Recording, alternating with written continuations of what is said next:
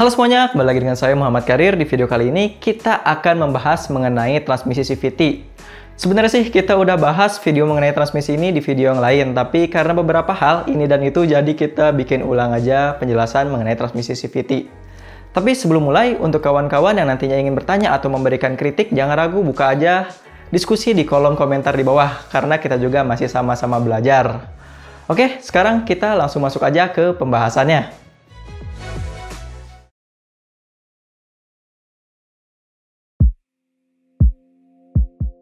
Mungkin sebagian dari kawan-kawan semua akan kaget, karena kita menganggap CVT adalah teknologi yang baru, karena baru banyak diaplikasikan di tahun 2000-an pada skuter.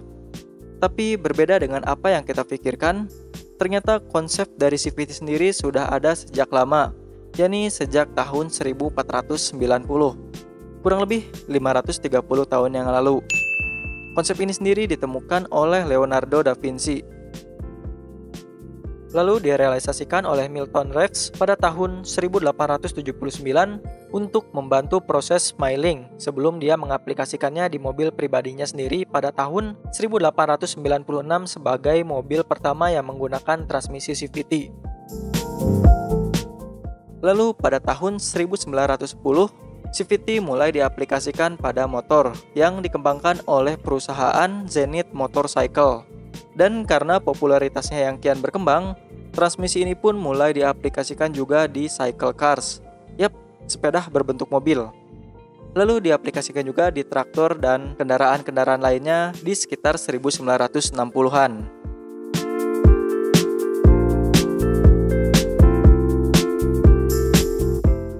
Pada dasarnya terdapat dua jenis transmisi CVT yang kita ketahui secara umum, yaitu CVT yang terdapat pada mobil dan juga CVT yang terdapat pada motor. Tapi walaupun secara garis besar kedua mesin ini memiliki prinsip kerja yang sama, CVT yang terdapat pada mobil dan motor itu memiliki beberapa perbedaan. Jadi, agar lebih jelas kita akan pisahkan pembahasan mengenai dua jenis CVT ini. Dan CVT yang akan kita bahas di video kali ini adalah CVT untuk motor. Berhubungan mayoritas masyarakat Indonesia juga banyak yang sudah menggunakan skuter Matic CVT. Pada dasarnya transmisi Matic memiliki tujuan yang sama dengan transmisi lainnya, yakni menyalurkan energi berupa ledakan dari piston yang menjadi torsi pada bagian crankshaft. Dan energi ini dilanjutkan hingga ke bagian roda kendaraan melalui transmisi yang digunakan di kendaraan tersebut. Namun yang membedakan CVT dengan jenis transmisi lainnya adalah pada perpindahan rasio transmisi yang dihasilkan oleh CVT terjadi secara terus-menerus atau kontinu, seirama dengan kecepatan dari putaran mesin. Sehingga perpindahan yang terjadi secara otomatis ini dapat meningkatkan kepraktisan, kenyamanan, dan kualitas berkendara yang lebih baik, karena pengendara tidak harus mengatur transmisi. Terdapat tiga komponen utama yang memegang peranan penting pada CVT. Yang pertama adalah primary shift, yang kedua adalah secondary shift, dan yang ketiga adalah V-belt. Prinsip kerja dari transmisi ini dimulai dari energi berupa torsi yang dihasilkan pada bagian dapur pacu yang memutar crankshaft. Lalu energi berupa putaran dari crankshaft inilah yang disalurkan ke bagian primary shift. Dimana seperti yang bisa kita lihat, bahwa primary shift ini juga terhubung dengan kelompok puli belakang atau yang biasa kita sebut sebagai secondary shift melalui sabuk CVT berbahan karet yang biasa disebut sebagai V-belt. Dan kombinasi dari ketiga komponen inilah yang menentukan besaran output berupa torsi dan kecepatan yang tersalurkan ke bagian gardan belakang hingga ke roda kendaraan. Sebenarnya sistem transmisi ini memiliki sistem kerja yang sangat simpel dan sederhana, karena pada dasarnya tujuan utama dari transmisi ini hanyalah menggeser diameter V-belt pada kedua posisi puli, yaitu puli pada bagian primary shift dan juga puli pada bagian secondary shift. Di mana semakin cepat putaran mesin, maka diameter V-belt pada primary shift akan membesar. Dan sebaliknya, semakin cepat putaran mesin, maka diameter V-belt pada secondary shift akan semakin mengecil. Hal ini bisa terjadi karena roller yang berada di bagian primary shift mengalami tekanan sentrifugal seirama dengan semakin tingginya putaran mesin. Daya sentrifugal yang semakin tinggi inilah yang mendorong salah satu mangkuk pada primary sieve dan menyebabkan V-belt semakin bergerak ke arah diameter luar pada bagian primary sieve ini. Lalu, semakin besar diameter V-belt pada bagian primary sieve, maka menyebabkan V-belt pada bagian secondary sieve pun tertarik, yang artinya spring pada bagian secondary sieve mengalami tekanan, dan diameter V-belt pada bagian secondary sieve pun semakin mengecil. Perubahan rasio antara kedua puli ini juga merubah output yang tersalurkan ke bagian gardan hingga ke roda belakang. Yang semula output yang dikeluarkan oleh transmisi ini memiliki torsi yang besar dan kecepatan putaran yang rendah, berubah menjadi output dengan torsi yang semakin mengecil, tetapi memberikan kecepatan putaran yang lebih cepat pada gardan hingga ke roda. Namun, output tersebut tidak tersalurkan begitu saja ke bagian gardan dan roda.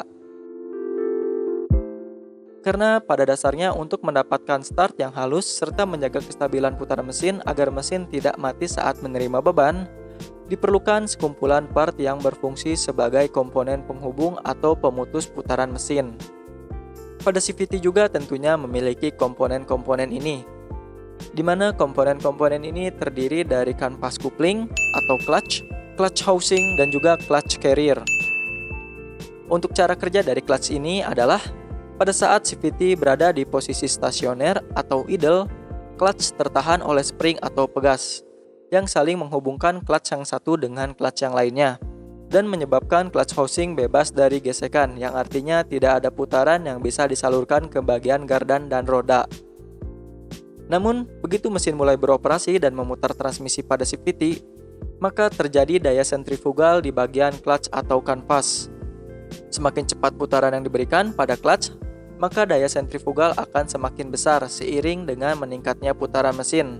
Dan ketika daya sentrifugal sudah lebih besar dibandingkan daya tarik pada pegas, maka clutch akan bergerak ke arah diameter luar hingga menyentuh dan mencengkeram bagian clutch housing. Output dari mesin pun diteruskan ke gardan hingga ke bagian roda. Semakin cepat putaran mesin, maka semakin kuat pula genggaman clutch terhadap housingnya. Lalu selanjutnya, saat mesin mulai mengurangi kecepatan, maka tekanan yang diberikan oleh daya sentrifugal terhadap roller akan semakin melemah, dan spring yang berada di bagian secondary sieve akan mendorong dan menyesuaikan posisi diameter V-belt di kedua puli. Semakin lambat dan lemah putaran mesin, maka semakin lemah daya sentrifugalnya, yang artinya ketika daya sentrifugal lebih lemah dibandingkan daya dorong yang terdapat pada spring, maka akan menggeser posisi V-belt kembali ke posisi awal. Sama halnya pada bagian clutch. Ketika daya sentrifugal pada clutch lebih lemah dibandingkan daya balik atau daya tarik pada bagian spring, maka clutch akan kembali ke posisi semula dan energi putaran yang diterima oleh clutch housing akan terputus. Lalu bagaimana ketika CVT melewati medan berat seperti tanjakan atau ketika membawa barang yang berat? Bukankah hal tersebut akan memberikan beban dan memaksa V-belt untuk bergeser ke arah diameter dalam pada bagian secondary sieve? Pada transmisi CVT, masalah ini dapat ditanggulangi oleh komponen yang bernama torsi cam, di mana komponen ini memiliki rel dengan sumbu diagonal. Rel inilah yang berfungsi untuk menanggulangi beban berat yang datang dari arah roda. Saat kendaraan melewati medan berat seperti tanjakan, maka torsi cam akan mendorong secondary sieve mendekati fixed sieve. Tujuannya agar rasio V-belt pada secondary sieve dan juga primary sieve tetap berada di posisi yang paling ideal untuk menghasilkan output torsi yang tetap maksimal. Dan pada saat beban pada roda berkurang, maka torsi cam akan memberikan tekanan pada spring untuk mengurangi diameter pada secondary sieve dengan tujuan mengurangi torsi dan meningkatkan kecepatan putaran output yang akan disalurkan hingga ke roda.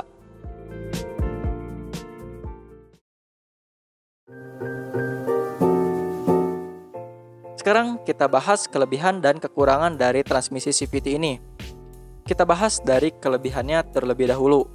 Untuk kelebihan yang pertama dari transmisi CVT ini adalah perubahan rasio V-belt yang halus.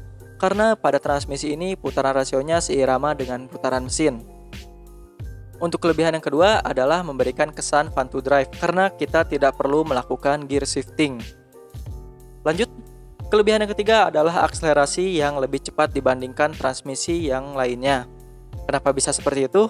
Karena seperti yang kita bilang tadi, di transmisi ini tidak perlu gear shifting, di mana gear shifting itu biasanya memberikan jeda saat melakukan proses kopling dan perpindahan gigi yang mengurangi akselerasi pada kendaraan.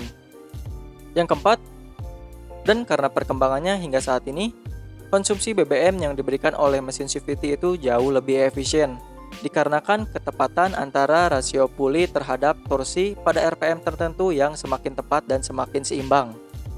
Lalu yang kelima, yang terakhir, saat ini transmisi CVT sudah bisa memberikan output dari mesin hingga ke roda dengan tingkat efisiensi yang tinggi, yakni ada di kisaran 88%, yang artinya kendaraan dengan transmisi matic saat ini cenderung terasa lebih bertenaga saat digunakan. Itulah kelebihan dari CVT. Sekarang kita bahas untuk kekurangan dari CVT yang digunakan pada motor. Kekurangan yang pertama adalah dibutuhkannya RPM yang lebih tinggi pada saat start kendaraan dibandingkan dengan transmisi lainnya. Karena untuk dapat menghubungkan clutch dibutuhkan daya sentrifugal yang cukup. Lalu kekurangan yang kedua pada CVT yang digunakan pada motor adalah tidak cocok dipasangkan di kendaraan yang memiliki torsi yang tinggi karena masih menggunakan V-belt berbahan rubber. Lalu kekurangan yang ketiga adalah biaya maintenance yang sedikit lebih tinggi dibandingkan dengan transmisi manual. Hal ini disebabkan dari gesekan yang cukup besar antara primary shift, V-belt, dan juga secondary shift, yang membuat ketiga komponen ini cenderung lebih cepat aus. Lalu kekurangan yang terakhir, yang keempat, adalah rasio puli yang tidak bisa diatur sesuai kebutuhan, mengakibatkan transmisi ini kurang nyaman untuk digunakan di medan-medan yang berat seperti pegunungan. Nah, itu dia pembahasan yang bisa kita berikan mengenai transmisi CVT di video yang kita buat ulang ini. Gimana menurut kawan-kawan semua? Jika kalian ada yang ingin ditanyakan mengenai pembahasan kita ini seputar transmisi, jangan ragu tulis saja di kolom komentar di bawah. Begitu juga untuk kawan-kawan yang ingin memberikan kritik dan juga saran. Dan jika kalian suka dengan video ini, jangan lupa tekan tombol like dan share video ini kepada kerabat kawan kalian semua. Tekan juga tombol subscribe dan loncengnya supaya kalian gak ketinggalan setiap kita upload video baru. Jadi kalian bakal dapetin notifikasi. Dan tentunya hal tersebut juga bisa membantu channel ini untuk berkembang ke arah yang lebih baik lagi dan memberikan informasi yang lebih berkualitas lagi dan lebih bermanfaat lagi untuk kawan-kawan semua. Saya Muhammad Karim undur diri, see you in the next video and thanks for watching.